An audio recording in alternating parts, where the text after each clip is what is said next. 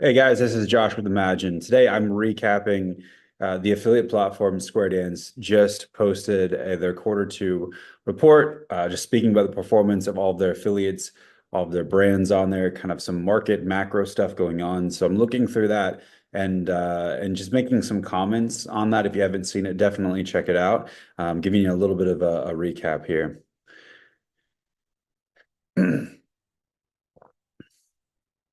So a couple things to note is Squaredance is a relatively new platform, around probably since about 2022-ish. And so it's still very, very early on compared to ShareASale, compared to Rakuten, compared to CJ, all of that kind of stuff, which is why the tech and the UX is a lot better. But one of the similar to Levanta actually for Amazon, what's interesting to note is that the demand side and the supply side of the platform are about balanced. So meaning the demand as far as the brands and the supply as far as the affiliates, the traffic, and those kinds of things. That's always very healthy to see and a good sign for the future as the platform continues to grow. Another thing, and this is pretty like duh, right, is that health and wellness sector dominated. And if you are an affiliate manager or an agency and you work with health and wellness brands, definitely consider maybe not right away, but at least probably between the 3 to 6 month mark, trying to launch your brand on Squaredance and trying to get yourself prepped for that. Because really what the reason for that is, and the reason why health and wellness products make such great affiliate products is the consumability and the lifetime value and the margin of them, right? So on the first time margin, usually 50% or more. So that's a healthy amount you can incentivize affiliates. And then also because of you usually use supplements every 1 month to 2 to 3 months, is that there's a high lifetime value of the user, meaning you can pay, break even, maybe even lose a little money on the front end for a customer and then make that back. Right. So this type of platform, because they cater with media buyers, people put in their own money into media spend. They require a little bit higher CPAs. That's why it caters really well to the health and wellness products. So it says YouTube is still the most under-indexed Big Five channel, which is interesting. I haven't had a lot of experience running YouTube ads, but that's something to note if you're trying to round out your media mix here. Google, it says in search in general, continues to plow along with incredible consistency. A lot of that, I'm sure, is because of branded search that people are potentially building on.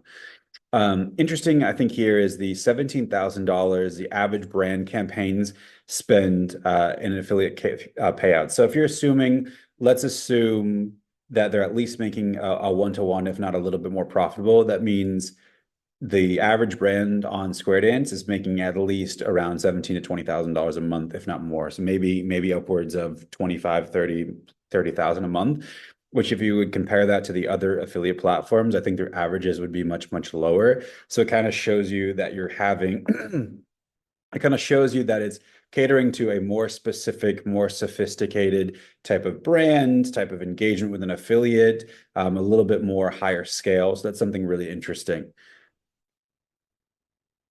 The average CPA was $59, down from 64 in Q. So it's good to see that the CPA is coming down a little bit for the brand side of things. $59, again, that's kind of compared to like a 10% or 20% commission you'd see on other platforms, it's high, right? But for the health and wellness kind of sector and what people are paying at, it's really not that high, and it's pretty fair if you think about it.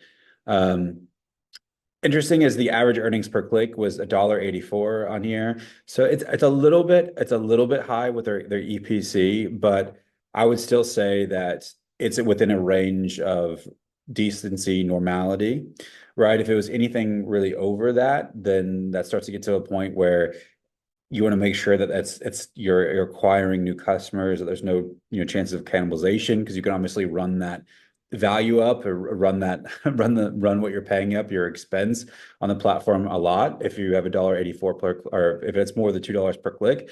But I think $1.84 is still pretty much in the healthy range as an average. All right.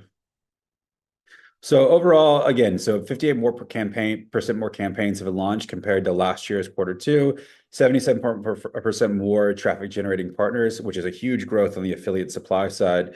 Clicks are up, sales were up, and then dropped in conversion rates. Conversion rates are all down by combined. So basically what they're saying is overall it looks like that the platform is growing, right? There's more affiliates, there's more traffic, there's more clicks, but the conversions were down slightly. And they're just basically saying, hey, is this due to some consumer spending things?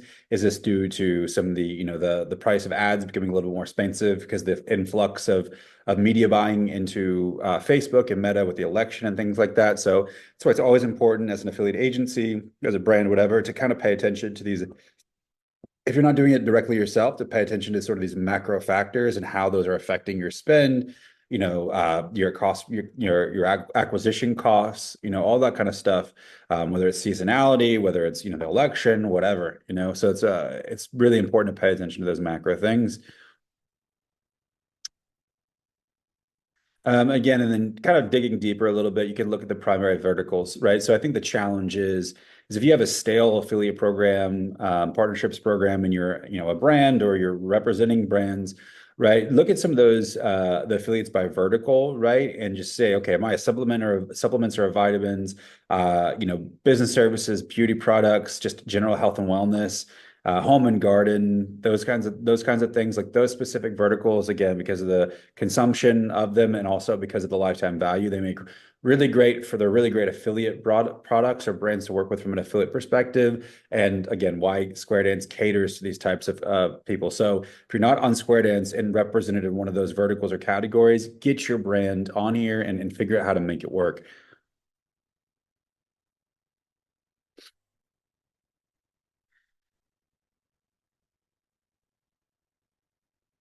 Another thing is, and this is something that I've tested, I haven't tested it again quite as much, but they're just talking about how email and Klaviyo is just such an effective channel from a conversion rate perspective. So I don't know exactly if that just means that affiliates have email lists or they're a publisher and have their own email list or how that works, right? I can tell, another observation or another observation or something I've heard is that Substack, things like Substack, are really converting well from like an affiliate perspective. So basically what that indicates, right, or what that suggests is that newsletters, because of the level of like loyalty tends to be around them, and like kind of that community element of like, hey, I subscribe to this newsletter regularly, I kind of trust the advice of this person, or kind of have a similar ideology or whatever. Those are good sort of channels to test and good affiliates to create relationships with, because again, you're sort of tapping into that trust and loyalty of that partner. And then this is something kind of in their strategic insights and directional guidance. Again, what I see is I agree that less is more. Anytime I start an affiliate program working with a brand through the auditing process, I look and I try to cut off. I look for opportunities, right? But if I see that there's not an opportunity with an affiliate that's dormant in the program or in the program, I just would suggest getting rid of them because it's too much to look at. It's just a distraction. Again, so trimming your affiliates, generally what we saw too is when we were working with big agencies across 80 different clients, is you'd start to see the 80-20 principle at play, where only 20% of the affiliates are generating, 80% of the revenue for all of the brands. So just kind of keep that in mind that generally speaking, your program is going to follow the Pareto principle, the 20-80, 80-20. And so don't focus on that long tail quite as much, like really, really focus on developing those top 20% of the relationships. And then again, you can move toward the tail as you really perfect those and optimize those.